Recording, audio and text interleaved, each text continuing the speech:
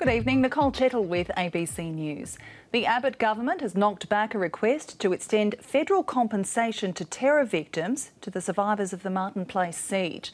New South Wales had been pushing for a national compensation scheme that would treat victims of homegrown terror in the same way as those injured overseas. And one of the siege survivors has just received his payout and says it's a paltry amount. John O'Brien was one of the first to escape the Lindt Cafe during last year's siege. Like other hostages, he escaped physically unhurt, but 5.5 hours in captivity took a huge toll on his mental health. Oh, I had a lot of trauma with that because I couldn't sleep at night and I kept waking up every hour or two.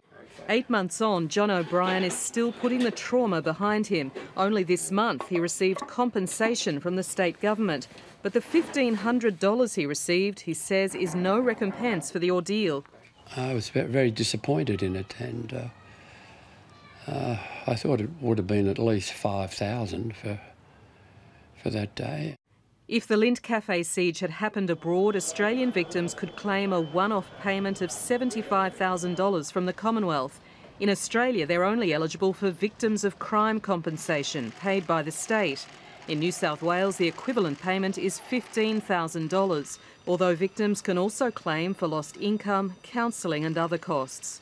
Perhaps nobody expected that there'd be such a terrible event as the siege.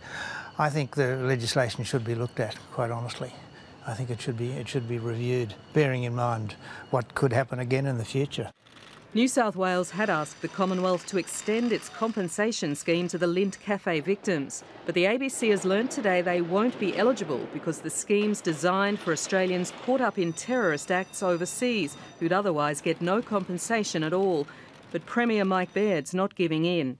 I think that there should be a national approach to this and a national scheme, and that is something that we've approached the federal government about.